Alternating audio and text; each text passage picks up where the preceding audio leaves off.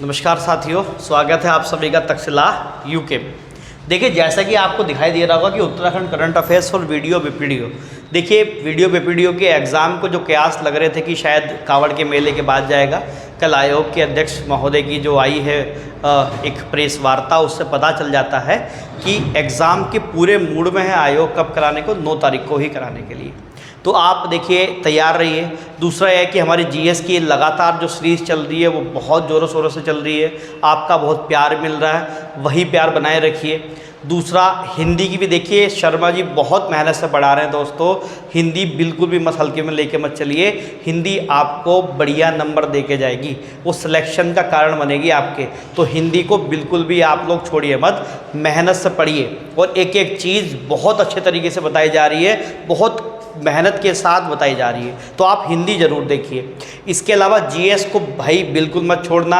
और देखिए current affairs, ये बहुत महत्वपूर्ण सेक्टर है, ये आपको 2 या 3 नंबर ये अहेड स्टार्ट दे देता है दूसरे बच्चों की अपेक्षा, इसलिए करंट अफेयर को बिल्कुल भी मिस आउट मत करना। और देखिए आज की क्लास में जहाँ तक उम्मीद है आपको 1 या 1 से ज़्यादा नंबर भी देखने को मिल सकता है। ठीक है, चलिए क्लास शुरू करते हैं। और देखिए क्लास शुरू करने से पहले एक बार मैं आपको बताना चाहता हूँ, रिमाइंड कराना चाहता हूँ कि जल्द ही पुलिस का बैच अनाउंस करेंगे। पुलिस का बैच चलेगा free of cost, free batch चलेगा, A to Z तैयारी कराई जाएगी।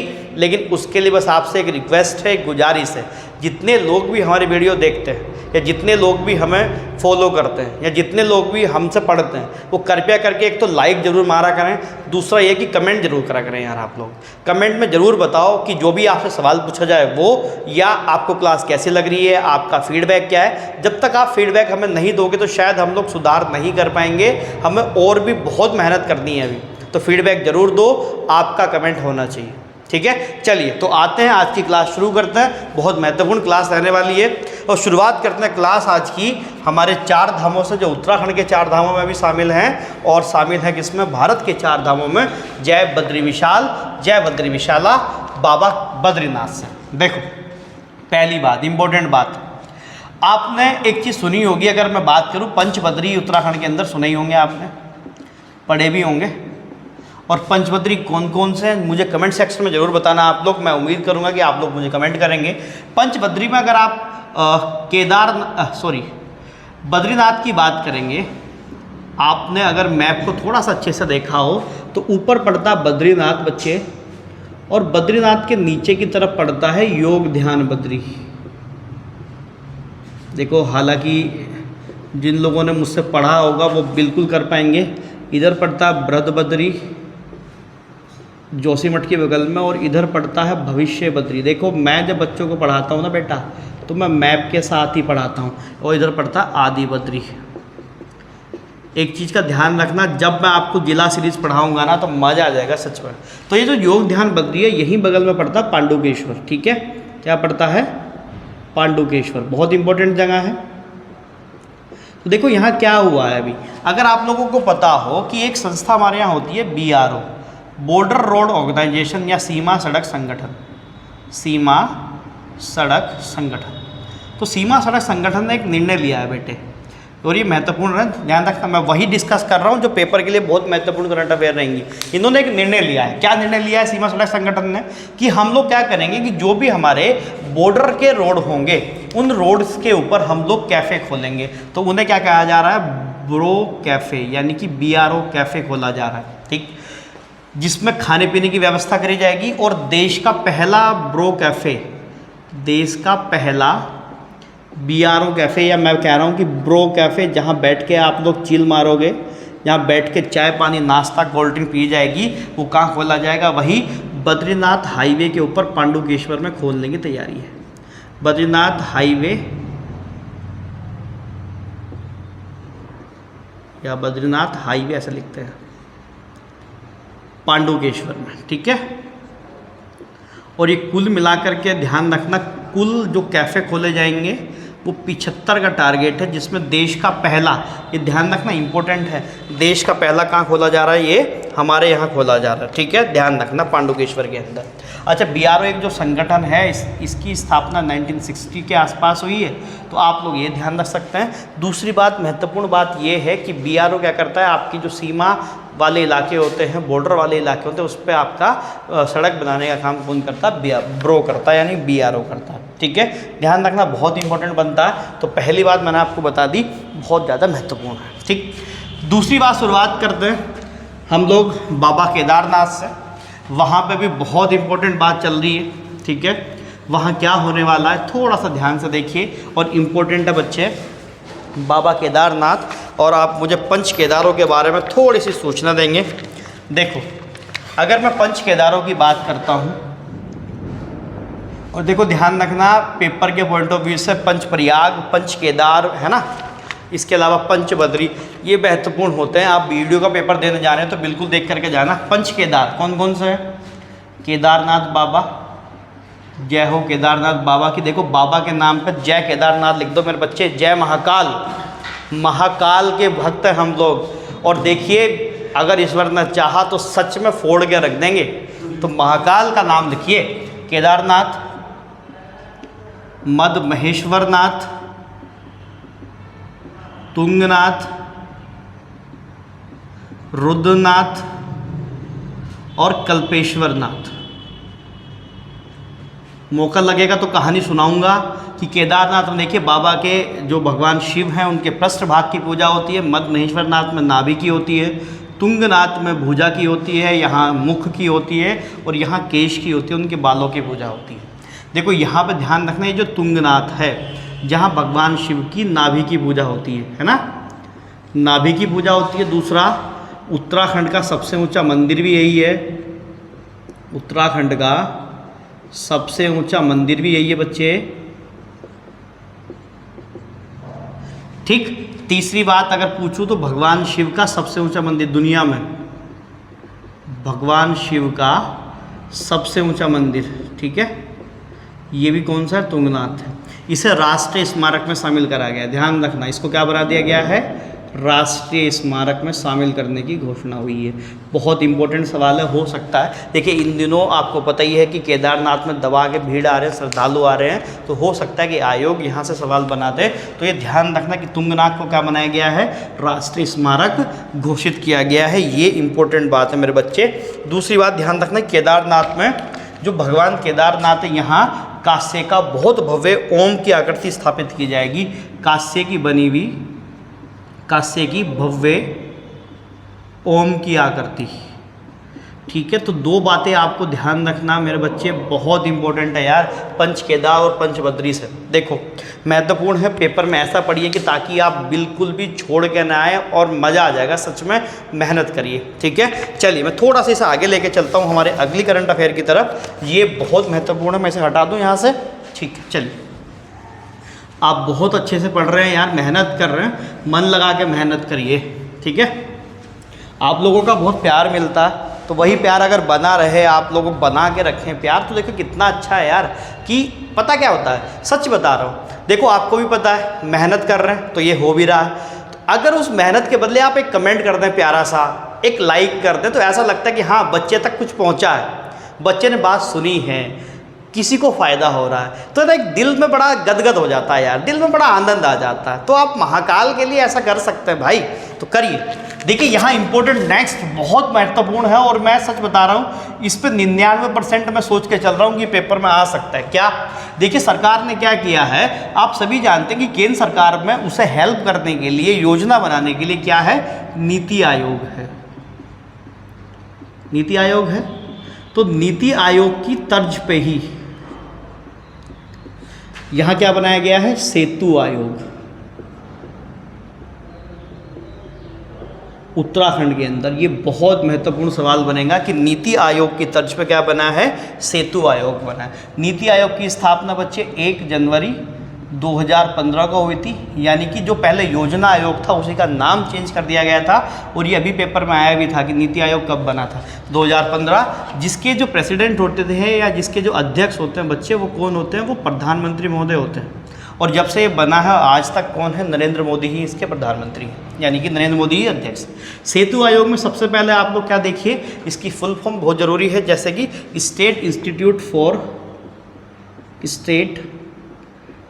इंस्टीट्यूट फॉर एंटरप्रेन्योर एम्पावरिंग दोबारा से सुनिए, state institute for empowering and transforming Uttarakhand,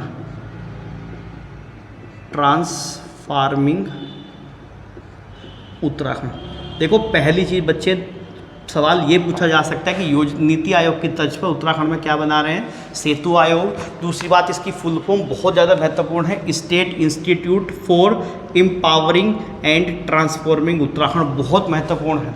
देखिए इसके जो अध्यक्ष होंगे वही उसी तरीके से जैसे नीति आयोग में पीएम है, तो यहाँ कौन हो जाएंगे, सीएम हो जाएंगे, पुष्कर सिंह धामी हो जाएंगे। दूसरी बात, यहाँ कुल सदस्य का जो प्रावधान है वो यहाँ पर 6 है, ठीक है। कितने सदस्य होंगे इसके अंदर, 6 सदस्य होंगे, ध्यान रखना, बहुत महत्वपूर्ण बनेगा, ये बहुत ही महत्वपूर्ण सवाल देखने को मिल जाएगा। दूसरी बात, आप सभी जानते हैं कि G20 शिखर सम्मेलन चल रहा है, और देखिए एक समय ऐसा था कि भारत को G20 में शामिल करने से भी मना कर दिया गया था, और आज की ताकत देखिए भारत की, यानी कि जो मैं आपसे बात करता हूँ कि ये शताब्दी आपकी है और हमारी है, ये हम लोगों की शताब्दी है, हम आगे बढ़ेंगे इसमें, ठीक है। तो इसमें भारत सदस्य नहीं, इवन अध्यक्षता कर रहा है, तो ये ध्यान रखना। और आपको पता है कि उत्तराखंड में 3 मीटिंगें सेट हुई हैं, रामनगर में 1 और ऋषिकेश में 2, तो ये ध्यान रखना जो मैं आपको बताने वाला हूँ। यहाँ पे क्या है कि ये जो पहली बैठक तो हो गई थी, कहाँ पे, रामनगर के अंदर, ठीक। ये जो दूसरी बैठक हुई है ये आपकी कहाँ हुई है, नरेंद्र नगर में हुई है बच्चे, कहाँ हुई है, नरेंद्र नगर में। और ये जो बैठक है ये पेपर में पूछेगा बेटे, एंटी करप्शन वर्किंग ग्रुप की बैठक है, ध्यान रखना, एंटी करप्शन वर्किंग ग्रुप की बैठक है ये, बहुत ही ध्यान रखना मेरे बच्चे, बहुत ही ज़्यादा ध्यान। एंटी करप्शन वर्किंग ग्रुप की बैठक कहाँ खत्म हुई है, नरेंद्र नगर के अंदर, ठीक है, मई के अंदर ही हुई है, बाकी इसमें कुछ भी डालने की ज़रूरत आपको है नहीं, ठीक है, ध्यान रखना, ये बहुत इंपॉर्टेंट बनेगा। अच्छा यहीं पर डालना चाहो डाल दो। एक और महत्वपूर्ण बन जाती है, स्मार्ट स्कूल स्मार्ट ब्लॉक कार्यक्रम चलाया गया है, स्मार्ट स्कूल स्मार्ट ब्लॉक कार्यक्रम, ठीक है, ये चलाया गया है। इसकी शुरुआत जो हो रही है वो चंपावत से हो रही है, तो ये ध्यान रखेंगे आप। दूसरी बात, इस पर जो फाउंडेशन है वो संपर्क फाउंडेशन इस पर काम कर रही है, संपर्क फाउंडेशन। तो आपको बस इतना ध्यान रखना है कि इसका ध्यान रखेंगे। और ये कहाँ से शुरू हो रहा है, चंपावत से। 137 स्कूल इसके अंदर डाले गए हैं, तो ये कोई ज़्यादा इंपॉर्टेंट बात इतनी है नहीं बस, लेकिन आप लोग ये ध्यान रखेंगे कि स्मार्ट स्कूल स्मार्ट ब्लॉक की शुरुआत चंपावत से हो रही है, पुष्कर सिंह धामी जी के गृह जनपद से, ठीक। इसके अलावा ये मुझे बहुत ही महत्वपूर्ण लग रहा है, आप लोगों ने एक चीज़ देखी होगी, पेपर के अंदर कुछ ऐसी किताबें डालते हैं कि जो किताबें बिल्कुल लीक से हटके होती हैं, और पूछता है कि बताइए इसका राइटर कौन है। एक्चुअली ऐसी किताबों के लिए ना ज़रूरी होता है कि करंट अफेयर पे थोड़ा सा ध्यान रखा जाए और वहाँ से वो बने। जैसे ये उत्तराखंड के अंदर ये भी इम्पोर्टेंट बनेगा कि पहला भैरव दत्त धूलिया पत्रकार पुरस्कार, भैरव दत्त धूलिया पत्रकार पुरस्कार 2023, ठीक है, ये मिला। सबसे पहली बात पहला है इसलिए महत्वपूर्ण है, ये मिला जय सिंह रावत को। किसे मिला बच्चे, जय सिंह रावत को। अब देखो यहाँ से इंपॉर्टेंट बात जो मैं आपको बताने वाला हूँ, इन जय सिंह रावत की 3 किताबें हैं बच्चे, और ये तीनों किताबें वास्तव में कह रहा हूँ पेपर में आने लायक हैं, और हो सकता है कि ये आपको देखने को मिल जाए। पहली किताब का नाम है टिहरी राज्य का जन विद्रोह,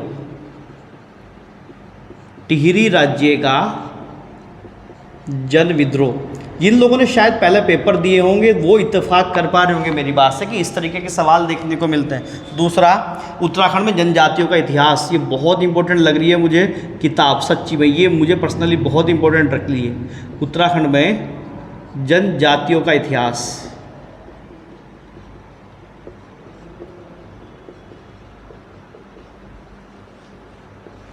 तीसरा इसमें है कि स्वाधीनता आंदोलन में उत्तराखंड की पत्रकारिता, स्वाधीनता आंदोलन में उत्तराखंड की पत्रकारिता।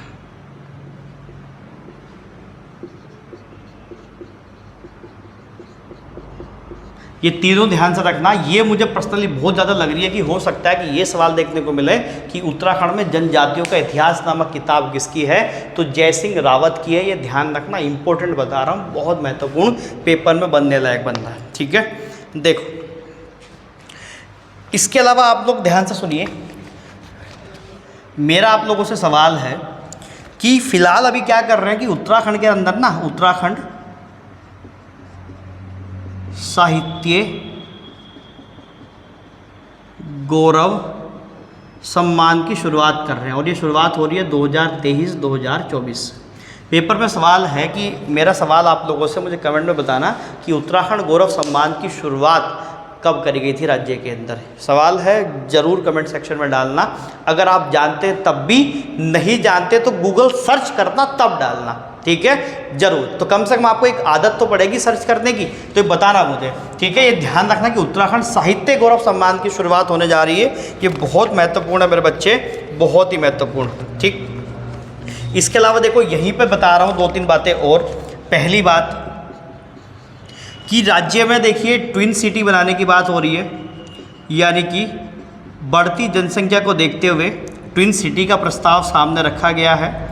और ट्विन सिटी कहाँ बन रही है बच्चे, ये देहरादून में बन रही है। ठीक है, दून घाटी के अंदर देहरादून में बन रही है और इसका सर्वे काम भी हो गया है। और यूएस की एक एजेंसी है मैकेंजी, यूएस की एजेंसी है मैकेंजी, इसने क्या किया है, इसका सर्वे किया है। अच्छा आप ही बताओ कि सर्वे कराने के लिए भी हमें यूएस की एजेंसी की ज़रूरत है क्या? क्या हमारे यहाँ कोई एजेंसी नहीं है जो सर्वे कर सकती है? सोचने की बात है। ठीक है, दूसरी बात है फिल्म सिटी कहाँ बन रही है बच्चे, फिल्म सिटी बन रही है बच्चे पिथौरागढ़ के अंदर, पिथौरागढ़ के अंदर। अच्छा बताओ कि पिथौरागढ़ का क्षेत्रफल कितना है, चलो बताओ, कमेंट सेक्शन में डालो। तीसरा इस पर बात है साइबर सिटी, साइबर सिटी ये सहसपुर देहरादून में। देखो ये सवाल बन सकता है, एक तो ट्विन सिटी की बात चल रही है देहरादून में, साइबर सिटी यहाँ पे है, और फिल्म सिटी कहाँ बना रहे, पिथौरागढ़ में बना रहे, ध्यान रखना। ठीक, एक इसमें बच्चे मैं आपको बताना चाहता हूँ, जैव विविधता विरासत स्थल मिले हैं और उत्तराखंड को एक लंबे समय के बाद ये जैव विविधता विरासत स्थल मिले हैं, तो ये भी महत्वपूर्ण हो सकते हैं। 4 मिले हैं टोटल, कौन कौन से मैं आपको थोड़ा सा बता देता हूँ। जैव विविधता विरासत स्थल,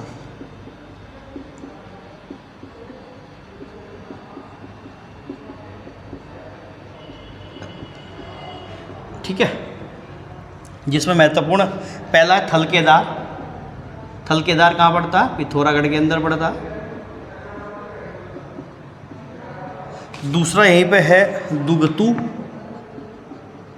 दुगतू पिथौरागढ़ में पड़ेगा। तीसरा कंडारा बुग्याल, देखो ध्यान रखना, पेपर देने जा रहे हो तो हो सकता है यही पूछ बैठे कि कंडारा बुग्याल कहाँ पे है। देखिए करंट अफेयर या पेपर बनाने वाला अगर एग्जामिनर थोड़ा सा ठीक है और वो थोड़ी सी नज़र रखता है एग्जामिनेशन पे या करंट अफेयर्स के ऊपर, तो मिलते जुलते सवाल देने की कोशिश करता है। और मुझे उम्मीद है कि शायद आपको यही बुग्याल भी देखने को मिल जाए कि कंडारा बुग्याल कहाँ पे, तो आप लोग डालेंगे उत्तरकाशी, है ना।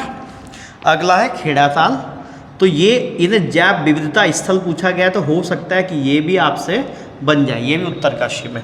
तो एक ये बड़ा इंपॉर्टेंट सवाल मुझे यहाँ पे लग रहा है। इसके अलावा अगर मैं आपसे पूछूं, देखो ये हो सकता है ये भी मिल जाए। उत्तराखंड में आपको पता है कि नई पर्यटन नीति लागू करी गई है, उत्तराखंड में नई पर्यटन नीति लाई गई है बच्चे। नई पर्यटन नीति आप सभी जानते हैं कि हम एक पर्यटन राज्य हैं, 2023 में लाई गई है। आप ध्यान रख सकते हैं कि ये कब तक लागू रहेगी राज्य में, ये 2030 तक लागू रहने वाली है, तो ये महत्वपूर्ण है।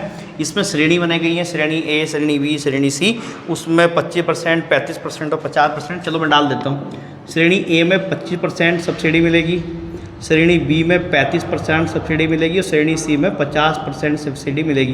ये कैटेगरी बांटी गई हैं। बाकी मोटे तौर पे ध्यान रखना बस ये, बाकी अगर पूछा जाएगा तो ये पूछा जा सकता है कि नई जो पर्यटन नीति है वो कब तक आपके यहाँ पे लागू रहने वाली है। ठीक है, इसमें एक इम्पोर्टेंट आंकड़ा जो रहेगा बच्चे वो ये रहेगा कि पीएम आवास योजना, आपको पता ही है जिसमें प्रधानमंत्री जी की ओर से, केंद्र सरकार की ओर से आवास बनते हैं। तो पीएम आवास योजना के क्रियान्वयन में उत्तराखंड की जो रैंक आई है बच्चे, वो सेकंड रैंक आई है। उत्तराखंड की रैंक कौन सी आई है? सेकंड। ध्यान रखना महत्वपूर्ण आंकड़ा कि पीएम आवास योजना में उत्तराखंड की रैंक सेकंड है और पीएम आवास योजना बच्चे शुरू करी गई थी 2015 में। तो ये भी आप लोग ध्यान रख सकते हैं। हिमालय प्रहरी सम्मान 2023, हिमालय प्रहरी सम्मान 2023 ये दिया गया है विजय जड़धारी जी को, विजय जड़धारी। तो आप इनका नाम जो है यहीं पे ध्यान रख सकते हैं, ठीक है, बिल्कुल। और इसमें मुझे आपको एक चीज़ और बतानी थी यहीं पे, आपने वाइब्रेंट विलेज योजना का नाम सुना होगा। वाइब्रेंट विलेज योजना सुनी है आपने? वाइब्रेंट विलेज योजना, बीबीटी, वाइब्रेंट विलेज योजना, ठीक है। देखो वाइब्रेंट विलेज योजना क्या है कि खासकर जो चीन बोल रहा है, देखो हम पे चीन क्या करता है, बार बार ये कढ़ाई करता रहता है। अब हम लोगों ने उसे उत्तर देने के लिए एक योजना बनाई है जिसे वाइब्रेंट विलेज योजना कह रहे हैं। यानी कि मोटे तौर पर अगर मैं आपसे कहूँ कि आप अगर भारत के मैप को देखोगे, ठीक है, ध्यान से समझना। देखो यहाँ पे क्या है, इधर एक तो आपका लद्दाख, लद्दाख के नीचे हिमाचल प्रदेश, हिमाचल प्रदेश के नीचे उत्तराखंड, इधर सिक्किम और इधर अरुणाचल प्रदेश। ये 5 हमारे स्टेट ऐसे हैं जो चाइना के साथ सीमा बना रहे हैं। तो हमने इन्हीं सीमाओं को कवर करने के लिए, बेहतर कनेक्टिविटी के लिए, बेहतर रोड सेफ्टी के लिए, है ना, हर चीज़ को बेहतर करने के लिए हम लोगों ने क्या किया है कि यहाँ पे काम करना शुरू कर दिया है, ठीक। तो यहाँ पे इन चीज़ों को बहुत बेहतर करा जा रहा है ताकि भविष्य में अगर कोई भी समस्या आती है इन क्षेत्रों में तो हम कनेक्टिविटी बहुत अच्छे से बढ़ा सकें। तो वही वाइब्रेंट विलेज योजना का मुख्य बिंदु। तो मुझे आपको यहाँ जो बताना था, उत्तराखंड के 51 गांव चुने गए हैं। यहाँ पे उत्तराखंड के कितने? 51 गांव चुने गए हैं जो 3 जिलों से आते हैं। आप बस ये ध्यान रखना, 51 गांव ध्यान रख सकते हैं। गांव की संख्या टोटल तो 2600-2700 के आसपास है, लेकिन आप लोग ध्यान रखेंगे कि उत्तराखंड के 51 गांव चुने गए। इसी के तहत ही माणा को अंतिम गांव ना कह करके क्या कह रहे हैं, पहला गांव कह रहे हैं, ठीक है। वाइब्रेंट विलेज योजना के अंतर्गत ही ये चर्चा चल रही है, ठीक है, ये ध्यान रखना। इसके अलावा देखो उत्तराखंड में 4 धाम है। तो ध्यान रखना कि भारत के अंदर भगवान शिव के तो ऐसे तो लाखों मंदिर हैं। भगवान शिव के 12 ज्योतिर्लिंग हैं, जिनमें से एक हमारे केदारनाथ में भी है। उसी के चलते हुए ध्यान रखना कि आपने शिव जी का एक रूप सुना होगा जो काठमांडू के अंदर उनका मंदिर है, पशुपतिनाथ जी का मंदिर, ठीक है। तो उसी पशुपतिनाथ जी के मंदिर को एक यहाँ भारत में पहला मंदिर खोलने की बात चल रही है। और सौभाग्य की बात यह है कि हम जिस भूमि में रहते हैं उत्तराखंड में, देवभूमि जिसे कहते हैं, देवभूमि में ये सौभाग्य प्राप्त हुआ और ये पौड़ी के अंदर बनाया जाएगा, ठीक है। ये इम्पोर्टेंट हो सकता है क्या कि देश का पहला पशुपतिनाथ मंदिर, देश का पहला पशुपतिनाथ मंदिर, देश का पहला पशुपतिनाथ मंदिर कहाँ बनेगा? उत्तराखंड के पौड़ी गढ़वाल में। उत्तराखंड के पौड़ी गढ़वाल ज़िले के अंदर बनने वाला, कमाल की बात है ना। और सैण बिरमोली नाम की जगह पड़ती है पिथौरागढ़ में, सैण बिरमोली, ये वहाँ बनेगा। और इसे उत्तराखंड के अंदर, जैसा भी 4 धाम है ना, तो इसे उत्तराखंड के 5वें धाम बनाने की बात चल रही है। हालांकि 5वां धाम हनोल को भी कहा जाता है, ठीक है। तो आप ध्यान रख सकते हैं, इसकी बात चल रही है, ठीक। तो ये ध्यान रखना आप लोग, इम्पोर्टेंट है। आपको बताइए कि देश की पहली पोड टैक्सी, यानी कि जो हवा में चलने वाली कार टाइप की है, जो छोटे बोते 5 से 10 सवारी को इधर से उधर लेके जाएगी, उसकी शुरुआत कहाँ से हो रही है? देश की पहली है, ठीक है। तो उत्तराखंड में भी पहली है। तो देश की पहली पोड टैक्सी कहाँ चलेगी बेटे? हरिद्वार से चलेगी। देश की पहली पोड टैक्सी, इसकी शुरुआत कहाँ से हो रही है बच्चे? इसकी शुरुआत हो रही है हरिद्वार के अंदर से, ठीक है। इसमें 1-2 चीज़ें और बता देता हूँ मैं, बाकी देखो इसे हटा देते हैं। देखिए मैं और फिर आपके लिए बहुत अच्छी करंट अफेयर लेके आऊँगा बच्चे, पेपर के पॉइंट ऑफ व्यू से। आप लोग चैनल पर बने रहिए। और देखो, आप लोग अगर शेयर नहीं कर रहे हैं तो उसे शेयर जरूर कर दीजिए यार। चैनल अगर सब्सक्राइब नहीं किया है सब्सक्राइब कर दीजिए। सच बता रहा हूँ, दिल से कह रहा हूँ कि सच में ऐसा होता है कि जब हम मेहनत करते हैं ना तो यार शेयर तो मिलना चाहिए, एक सब्सक्राइबर तो मिलना चाहिए कम से कम, ठीक है। देखो, आप सभी जानते हैं कि यूएन में लगातार भारत का प्रभाव बढ़ रहा है। भारत क्या कर रहा है कि देश दुनिया में अपने वर्चस्व को स्थापित कर रहा है, बढ़ता जा रहा है। तो उसी के चलते हुए यूनाइटेड नेशन में हमारे देश ने, भारत ने एक अपील करी थी कि हम 2023 को मोटे अनाजों का वर्ष घोषित करें। तो यूएन ने भारत के मानते हुए 2023 को क्या करा है बच्चे, मिलेट वर्ष घोषित किया है। यूएन द्वारा मिलेट वर्ष, है ना, यूएन द्वारा मिलेट वर्ष, यानी मिलेट का मतलब मोटे अनाजों का वर्ष।